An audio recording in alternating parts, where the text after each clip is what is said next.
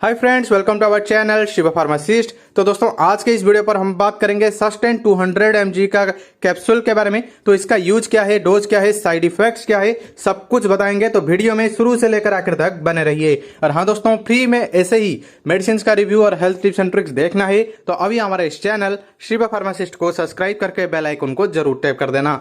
चलिए वीडियो में आगे बढ़ते हैं। जैसे कि मैं आपको बताया कि सस्टेन 200, लेकिन दोस्तों ये क्या है, ये एक ब्रांड नेम है। इसको कौन सी कंपनी बनाती है दोस्तों? इसको बनाती है सन फार्मा इंडस्ट्री ने। तो दोस्तों अभी हम बात करेंगे कि जो सस्टेन 200 है ये तो एक ब्रांड नेम है, लेकिन इसमें एक्चुअली है क्या, मतलब मेन इंग्रेडिएंट क्या है इसका? तो दोस्तों इसका मेन इंग्रेडिएंट है प्रोजेस्टेरॉन। जी हाँ दोस्तों, प्रोजेस्टेरॉन सब जिलेटिन कैप्सूल है ये, और इसका ब्रांड अलग अलग नाम से भी आपको मार्केट में मिल जाएगा, जो कि हम ब्रांड के सेक्शन पर बात करेंगे। अभी बात करते हैं दोस्तों, जो मेन इंग्रेडिएंट है प्रोजेस्टेरॉन, ये क्या है दोस्तों? प्रोजेस्टेरॉन एक ऐसा हार्मोन है जो कि लेडीज के अंदर अपने आप मतलब नेचुरली बनती है। लेकिन कभी कभी क्या होता है कि जो लेडीज के बॉडी में, या फिर आप बोल सकते हो कि जो वुमेन के बॉडी में अगर प्रोजेस्टेरॉन नहीं बन पा रही है नेचुरली, तो इसको बाहर से लिया जाता है खाने के लिए। जैसे कि मान लीजिए कि जो हम पुरुष है तो हमारे बॉडी में नेचुरल होता है दोस्तों टेस्टोस्टेरॉन। तो टेस्टोस्टेरॉन जैसे हमारे बॉडी के लिए बहुत ज्यादा इंपॉर्टेंट है, प्रोजेस्टेरॉन वैसे ही महिलाओं के बॉडी के लिए बहुत ज्यादा इंपॉर्टेंट है। और प्रोजेस्टेरॉन मतलब नेचुरल होने का बहुत सारा फायदा है। जैसे कि महिलाओं में जो मेंस्ट्रुअल साइकिल होता है वो रेगुलेट होता है, मतलब सही से होता है। और इसके साथ साथ दोस्तों अगर कोई महिला कंसीव करना चाहती है तो भी ये बहुत ही हेल्प करती है। और इसके साथ साथ प्रेगनेंसी में अगर स्पेशली अगर प्रोजेस्टेरॉन की मात्रा कम हो गया तो बहुत ज्यादा प्रॉब्लम होता है। लेकिन अगर किसी का प्रोजेस्टेरॉन का मात्रा सही है तो दोस्तों इसका प्रेगनेंसी में भी बहुत ज्यादा हेल्प होता है। मतलब हेल्दी प्रेगनेंसी का एक साइन भी बोल सकते हो दोस्तों प्रोजेस्टेरॉन का होना। लेकिन जिस भी महिलाओं में ये जो प्रोजेस्टेरॉन का मात्रा कम हो जाती है उसको दिया जाता है दोस्तों ये वाला कैप्सूल, जैसे कि बाहर से। तो दोस्तों अभी हम उसका और भी यूज पूरे डिटेल में बात करेंगे क्या क्या यूज है। लेकिन अभी हम बात करेंगे कि ये जो मेडिसिन है सस्टेन, या फिर अब जो प्रोजेस्टेरॉन का सब जिलेटिन कैप्सूल है, इसका स्ट्रेंथ कितने कितने में आपको मार्केट में मिल जाएगा दोस्तों? जो इसका सबसे लो स्ट्रेंथ है वो है 100 mg, और इसके साथ साथ 200 mg और 300 mg, ये तीन स्ट्रेंथ में ये बेसिकली मार्केट में मिल जाती है।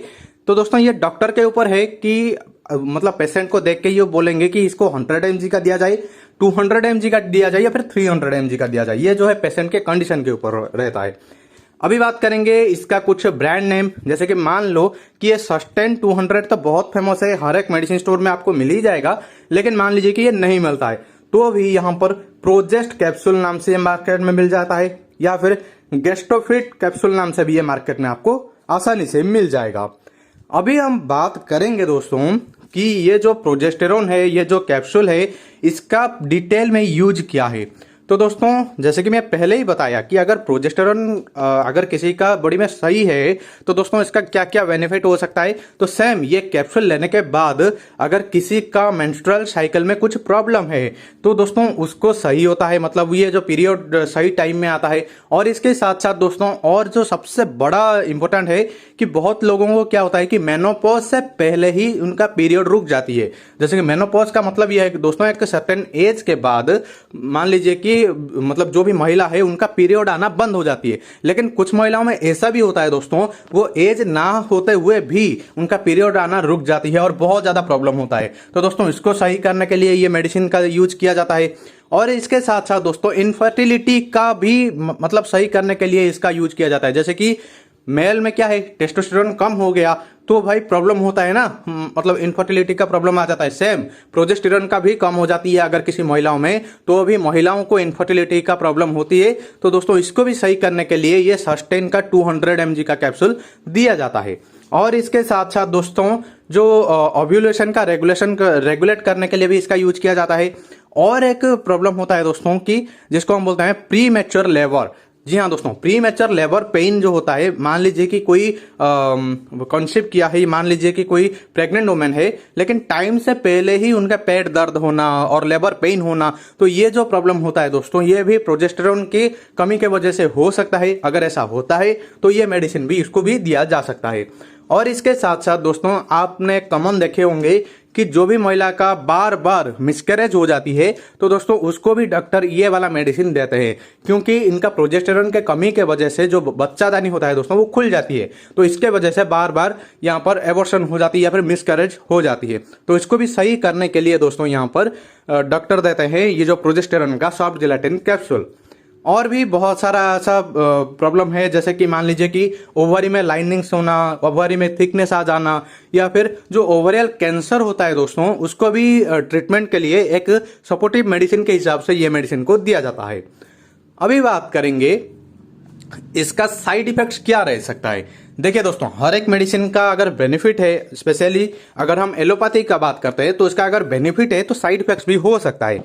जैसे कि यहाँ पर कुछ कॉमन साइड इफेक्ट्स का बात करेंगे तो ब्रेस्ट पेन होना, स्टोमक पेन होना, ठीक है, और इसके साथ साथ सर चकराना, नोशिया, वोमिटिंग होना, हेडेक होना यानी कि सर में दर्द होना, और इसके साथ साथ इरेगुलर ब्लीडिंग होना, ये सब दोस्तों इसका कॉमन साइड इफेक्ट्स होता है। अगर ऐसा कुछ होता है तो आप ये मेडिसिन को लेना बंद करिए और अपने डॉक्टर से जाके तुरंत मिलिए।